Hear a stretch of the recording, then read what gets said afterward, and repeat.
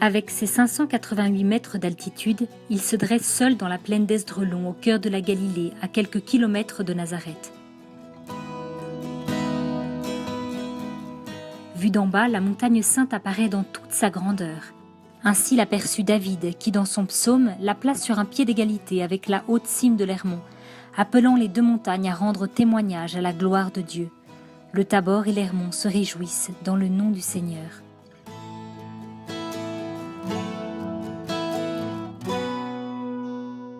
Sa forme, son caractère pittoresque, sa végétation et la splendeur de la vue panoramique qu'elle offre en fait une montagne unique en Terre Sainte. Chers frères et sœurs, vous êtes aujourd'hui nos invités. Ensemble, marchons vers le Tabor, où ont eu lieu des événements importants dans l'histoire du salut, mais sans comparaison avec le fait extraordinaire raconté dans les évangiles. Benvenuti nella terra della promessa, nella terra della Bibbia. Siamo in terra santa, siamo nella terra del santo. Bienvenue au pays de la promesse, le pays de la Bible. Nous sommes en terre sainte, nous sommes sur la terre du Saint. Alors bienvenue sur la terre du salut. Nous sommes ici au pied du mont Tabor, un endroit extraordinaire, magnifique, situé juste au nord de la plaine d'Esdrelon, à quelques kilomètres de Nazareth. Nous voici dans ce lieu extraordinaire que la tradition désigne comme le lieu de la transfiguration. Il Monte Tabor è nominato nell'Antico Testamento. Troviamo già anche prima dell'arrivo degli Israélite. Le mont Tabor est mentionné dans l'Ancien Testament et avant même l'arrivée des Israélites, on y trouvait déjà un autel cananéen. Il s'agit bien sûr d'un endroit très spécial pour le peuple de la Bible, de l'Ancien Testament, pour qui le Tabor était un lieu extraordinaire. Il s'agit en fait d'un lieu de rencontre. Nous sommes tout près de Dabouriya, où s'est déroulée l'histoire de Déborah et Barak dans le livre des Juges. Le mont Tabor est capital dans la tradition de l'Ancien Testament. Dans le Nouveau Testament, le mont Tabor n'est pas mentionné, mais il y a la tradition, une tradition qui est aussi chrétienne, même après Flavius Joseph, une tradition chrétienne vérifiée par la présence d'une église byzantine et plus tardivement d'un monastère croisé. Di una chiesa bizantina e poi anche di un monastero crociato.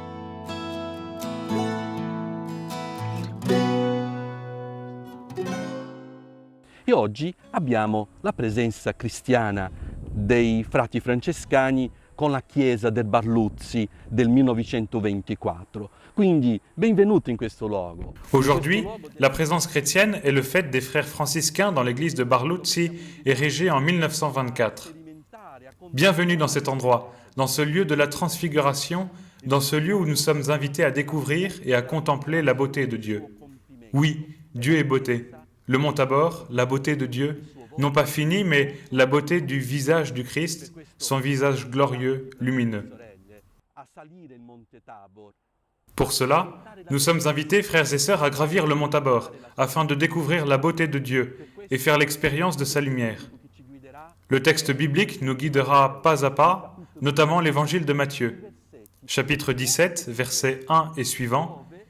Jésus prend avec lui Pierre, Jacques et Jean son frère, et il les emmène à l'écart sur une haute montagne. Il les emmène à l'écart. Le croyant doit savoir remonter le temps, se donner le temps et se laisser conduire à l'écart par Dieu, afin d'apprendre à penser autrement, à rompre avec ses modes de pensée et d'agir, pour contempler Dieu d'en haut avec une vision autre, de manière différente. Dans ce contexte, le mot grec de métamorphose arrive à point nommé. Il signifie transfigurer, changer. Quand nous voyons une chenille, à quoi pense-t-on? Voilà un insecte, rien de plus. Cambiato, metamorfosi. Quando vediamo un bruco, cosa immaginiamo? Un animale senza nessuna significanza. Invece è una bella farfalla. Quindi il testo greco ci invita proprio. Et en fait, voici un beau papillon. Ainsi, le texte grec nous invite à réfléchir sur la métamorphose, sur le changement. Le texte commence par « 6 jours plus tard ». 6 jours plus tôt, en effet, Jésus était avec ses disciples à Césarée de Philippe, où Pierre a professé sa foi en Jésus. Mais Jésus y annonce que le Fils de l'homme doit entrer à Jérusalem, souffrir et être un échec. D'abord, Pierre était offusqué par cette conception du Messie et contredit Jésus. Néanmoins, sur le mont Tabor, emmené à l'écart avec Jacques et Jean, Pierre contemple avec eux la métamorphose, ce changement spectaculaire, cet échec dans toute sa splendeur et dans toute sa beauté. Cioè questo cambiamento, questo tra virgolette fallito nel suo splendore, nella sua bellezza. E siamo anche noi invitati. Et nous sommes également invités à gravir le mont Tabor pour contempler, à l'écart, la beauté de Dieu. Alors, frères et sœurs, suivez-moi, allons sur le mont Tabor et faisons l'expérience de la beauté de Jésus de manière plus concrète. Le Tabor est plus une école de théologie qu'un recueil historique, et nous sommes tous invités à gravir la montagne. Gravir la montagne signifie aller toujours à la rencontre de Dieu, à la rencontre de sa manifestation, de sa beauté. Nous gravissons la montagne à chaque fois que nous sommes appelés à prier. Ici, nous sommes physiquement au pied du mont Tabor et nous montons physiquement la montagne. Mais vous êtes appelés à monter le mont Tabor dans la prière en communauté, en paroisse, dans votre vie quotidienne. Laissons le temps derrière nous, montons avec lui sur la montagne pour contempler sa beauté. Nella tua quotidianità, lasci tempo a Dio, sali con lui sul monte per contemplare la sua bellezza.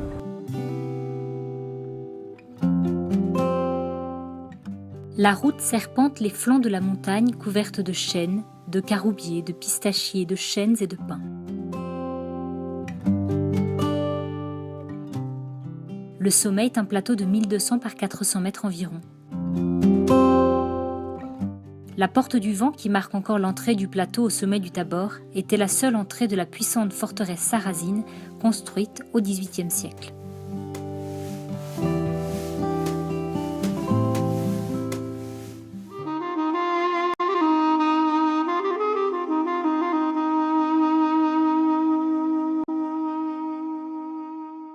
Il Signore che ci ha condotti qui in disparte, se abbiamo lasciato spazio per Lui, siamo veramente a contemplare. Le Seigneur nous a conduits ici, à l'écart. Si nous lui avons laissé de la place, nous serons vraiment disponibles pour contempler sa beauté. Et il fut transfiguré devant eux. Le mot métamorphosé, comme je l'ai déjà expliqué, signifie changer, transfigurer. Jésus a une autre apparence. Nous vivons dans un monde où l'apparence s'en dit tellement que nous en restons toujours à l'apparence. Il y a quelques années, j'ai vu une publicité qui disait « Les vêtements ne parlent pas, mais disent qui vous êtes ». Nous en sommes arrivés là, à vivre dans l'apparence. Ici, en revanche, nous sommes appelés à gravir la montagne, à faire ce pas, c'est-à-dire à aller au-delà des apparences, la métamorphose. Ce qui semble perdu, laid, voué à l'échec, peut être métamorphosé, il peut devenir beauté. Il cambiamento può essere la bellezza.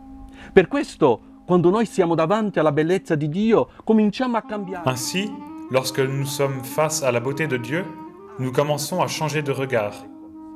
En réalité, lorsque vous gravissez la montagne, vous commencez à voir les choses différemment, puisque vous vous déconnectez de votre façon de penser et de voir les choses. Ainsi, la beauté de Dieu sur le mont Tabor nous invite-t-elle à regarder les choses d'une manière différente et à pénétrer l'atmosphère de la beauté de Dieu, de la métamorphose. Il suo volto brillò come il sole e le sue vesti divennero candide come la luce. Son visage devint brillant comme le soleil et ses vêtements blancs comme la lumière. Sappiamo che l'immagine del sole Aussi beau que le soleil, l'image du soleil. Nous savons que jusqu'au scientifique Galilée, le soleil était considéré comme parfait. Le soleil était la perfection. C'est avec Galilée que les taches solaires ont été découvertes. Avant lui, l'image du soleil renvoyait directement à l'image de Dieu, comme le disait le psaume 83. Le Seigneur Dieu est un soleil, il est un bouclier. Le soleil renvoie une image de plénitude, de perfection dans l'Ancien Testament et évoque, pour cette raison, Dieu lui-même. Il est devenu blanc comme la lumière. L'image de la lumière, comme celle de la beauté, nous l'utilisons nous-mêmes quand quelqu'un est lumineux, lorsque quelqu'un se laisse déchirer, faisant transparaître la beauté d'être enfant de Dieu. Ainsi sommes-nous appelés sur le mont Tabor à laisser sortir de nous-mêmes la beauté, le bien, et à devenir lumineux, comme lui dans sa beauté et dans sa splendeur. Nella sua bellezza e nel suo splendore.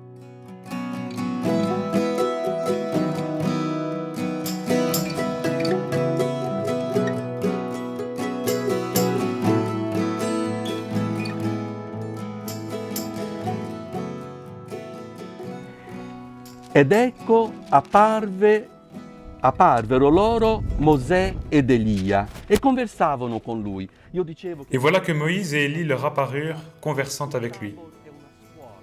Je vous disais que, plus qu'un recueil historique, le Tabor est d'abord une école de théologie. Ils conversaient avec Moïse et Élie de l'accomplissement de la loi et des prophètes. Cet événement a été préparé dans l'Ancien Testament. Moïse demande à Dieu, « Montre-moi ton visage ». Et Moïse voit Dieu de dos. Dieu passe et Moïse ne peut pas voir son visage. Mosè non riesce a vedere il volto di Dio. Elia che non sente, non vede Dio nel terremoto o nel tuono, ma sì. Élie ne se sent pas Dieu et ne voit pas Dieu dans le tremblement de terre et dans le tonnerre, mais il le perçoit dans le bruit d'un fin silence. De même sur le Tabor, l'accomplissement de la loi et des prophètes. En Jésus, la plénitude de la manifestation de la beauté d'un Dieu qui se métamorphose, dévoilant son Fils au-delà de la simple apparence de son corps, lumineux, plein de lumière dans la beauté de la révélation. Pieno di luce nella bellezza della rivelazione. Quindi Pietro prese allora la parola e disse a Gesù. Prenant la parole, Pierre dit à Jésus, « Seigneur, il nous est bon d'être ici. Si vous le voulez, je ferai ici 3 tentes, une pour vous, une pour Moïse et une pour Élie. » L'église de Barluzzi, construite en 1924, dispose de 3 chapelles en mémoire des 3 tentes. Chapelles décorées également plus tard avec des mosaïques. Une très belle représentation de Moïse et Élie, Jésus, Pierre, Jacques et Jean. Questa immagine molto bella di Mosè ed Elia e Gesù, Pietro, Giacomo e Giovanni. Pietro vuole fermarsi nel tempo. Pierre voudrait arrêter le temps dans la contemplation de la beauté de Dieu.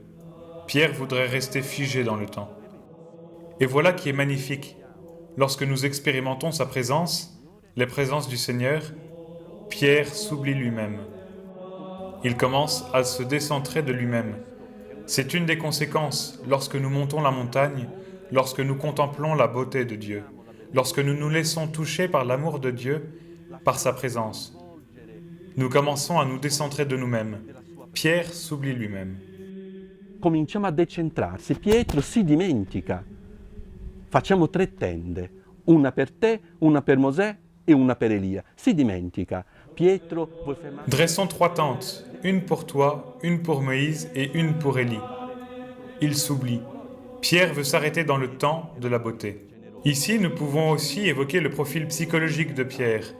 Pierre était très généreux et en expérimentant la beauté, dans la contemplation de la beauté de Dieu, il est capable de s'oublier lui-même.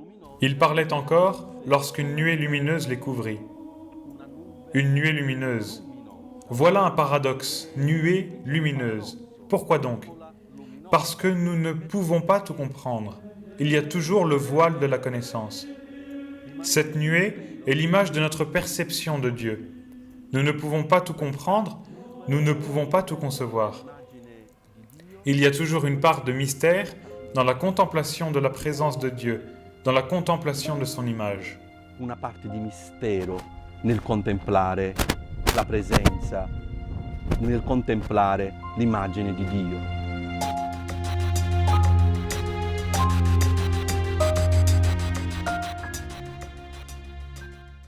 Ed ecco una voce che diceva, questo è il figlio. Et voilà que du sein de la nuée, une voix dit, « « Celui-ci est mon Fils bien-aimé, en qui j'ai mis mes complaisances, écoutez-le. » C'est la deuxième fois que nous trouvons cette manifestation de Dieu le Père, la voix de Dieu. La première fois sur les rives du Jourdain, lors du baptême de Jésus. Et ce jour-là aussi, la métamorphose. On passe de l'image du pécheur au Fils de Dieu. Celui-ci est mon Fils bien-aimé. Prediletto. Nell'immagine, tra virgolette, di un... Lors du baptême, l'image de celui qui rassemble les pécheurs, le Fils de Dieu. Et ensuite, ici, sur le Tabor, après que Jésus ait annoncé à ses disciples qu'il devait souffrir et ait commencé à parler d'un amour jusqu'à la mort et du don de sa vie pour la multitude comme un apparent échec. Ici et là, la métamorphose. Chi poteva essere un fallimento, anche qui la metamorfosi. All'udire ciò, i discepoli caddero con la faccia a terra e furono presi. En entendant, les disciples tombèrent la face contre terre et furent saisis d'une grande frayeur. Et Jésus, s'approchant, les toucha et dit « Levez-vous, ne craignez point. » Levant les yeux, ils ne virent plus que Jésus seul. Voici une très belle expression de la Bible, « lever les yeux ». Chaque fois que quelqu'un lève les yeux dans l'Écriture, il se passe quelque chose. Abraham, lorsqu'il regarde le ciel, lorsqu'il lève les yeux, il voit les étoiles. Il voit la promesse de ses descendants. Moïse, lui, est invité par Dieu à contempler la terre promise, de l'Orient à l'Occident, depuis le sommet du Pisga. Jésus, avant de multiplier les pains et les poissons, lève aussi les yeux au ciel, également avant la guérison de l'aveugle. Gesù che prima della moltiplicazione dei pani e dei pesci alza gli occhi al cielo, prima della guarigione del cieco. Siamo invitati ad alzare gli occhi. Nous sommes invités à lever les yeux, frères et sœurs. Tous, nous recherchons la paix. Tous, nous souhaitons des jours meilleurs. Mais nous devons apprendre à lever les yeux. Ad alzare gli occhi per vedere la bellezza. Non guardare. Il faut lever les yeux pour voir la beauté. Ne pas regarder vers le bas, ne pas se sentir vaincu. La métamorphose, c'est lever les yeux dans l'espérance. Et si nous espérons vraiment que le mont Tabor nous enseigne chacun de nous, il nous faut lever les yeux dans l'espérance d'un Dieu qui nous aime, qui nous veut du bien. Che ci ama, che ci vuol bene.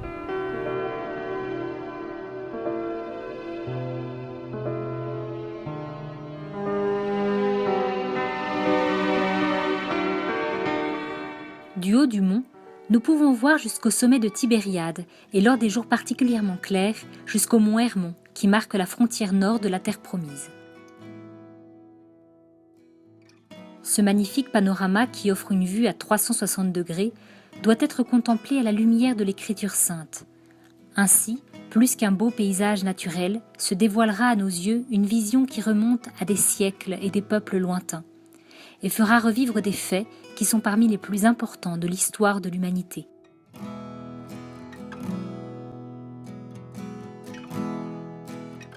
Après la porte qui marque l'entrée du lieu saint parmi les lauriers roses et les bougainvilliers, la petite rue menant à la basilique traverse les ruines du couvent bénédictin de l'époque croisée. Ici, en effet, les croisés avaient construit une basilique avec son couvent, dont les vestiges sont encore visibles, redécouverts à la fin du XIXe siècle. L'ensemble comprend la chapelle des moines, la salle du chapitre et le réfectoire.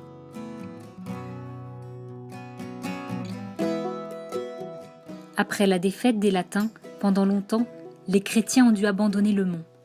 La destruction ordonnée par le sultan Baybars en 1263, qui a fait du sommet Tabor un tas de ruines abandonnées, est restée célèbre. Les pèlerins courageux qui s'y rendaient alors n'étaient pas nombreux. Les franciscains de Nazareth et de Jérusalem y allaient de temps en temps, en s'acquittant d'une taxe pour célébrer la liturgie.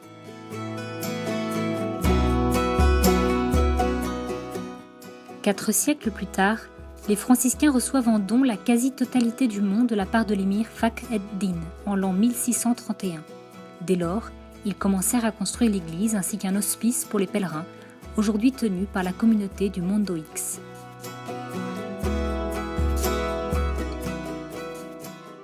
La basilique, conçue par l'architecte Barluzzi, a été construite en 1924.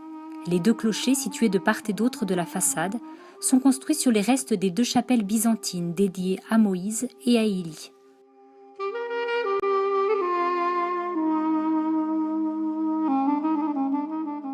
L'intérieur de la basilique, à 3 nefs, est séparé par de massives colonnes et de solides arcs. Un large escalier descend dans la crypte où se trouvent les restes de la 3e chapelle byzantine et d'une ancienne crypte croisée. L'autel est fait de restes croisés. La scène de la Transfiguration constitue le thème de la grande mosaïque centrale de l'abside.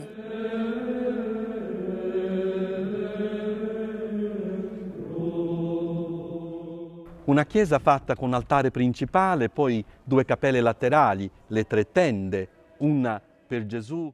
Une église est construite autour du maître-autel, auquel viennent s'ajouter les 2 chapelles latérales, 3 tentes, une pour Jésus, une pour Élie et une autre pour Moïse. Les mosaïques sont d'une beauté extraordinaire. Ils présentent la transfiguration et le récit évangélique. Ainsi, nous avons là la représentation de l'Eucharistie, manifestation de l'amour et de la beauté de Dieu. La manifestazione dell'amore e della bellezza di Dio.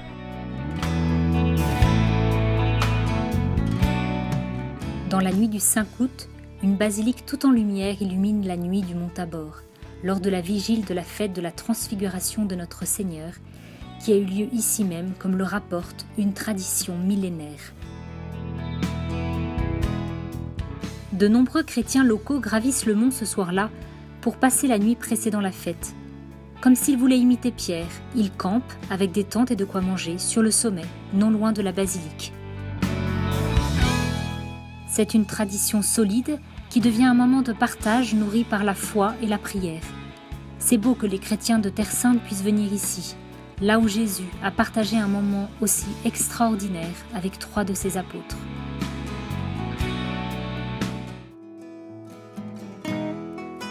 « 20 km, 4 heures de marche, les marcheurs sont généralement ensuite accueillis, aux premières heures du jour, par une brume matinale vraiment unique, qui rappelle cette nuée lumineuse qui enveloppait tout. Ensuite, lorsque le soleil est déjà haut dans le ciel, le jour de la fête, la basilique se remplit de fidèles venus de toute la Terre Sainte et de quelques groupes de pèlerins. La messe, célébrée en arabe et en latin par le custode, porte à elle seule tout le mystère de la transfiguration de Jésus. Dopo aver contemplato l'amore di Dio per noi, siamo chiamati a scendere. Après avoir contemplé l'amour de Dieu pour nous, nous sommes appelés à descendre du Tabor, à retrouver notre vie quotidienne, nos familles, nos études, notre travail, pour ma part ma fraternité et l'obéissance à laquelle je suis appelé en tant que frère franciscain. Certainement, après l'expérience de la beauté de Dieu, la métamorphose, la capacité de rapporter cette expérience dans la vie quotidienne, c'est être capable de voir les choses de manière différente, les difficultés, les problèmes, non pas comme un échec, non pas dans leur apparence immédiate, mais avec métamorphose, avec espérance. Ma sì, con la metamorfosi, con la speranza. Per questo ci auguriamo, fratelli e sorelle. Pour cette raison, nous espérons, frères et sœurs, que le mont Tabor, que le Tabor de la vie, que l'amour de Dieu, la lumière, la prière, nous aident à vivre chaque jour notre quotidien dans l'Église. Prions pour cette intention. Espérons que le Tabor nous aide à devenir meilleurs, à mieux vivre notre vocation chrétienne. La nostra esperienza cristiana. Quindi, qui dal Monte Tabor, Prions depuis le mont Tabor. Prions pour vous tous.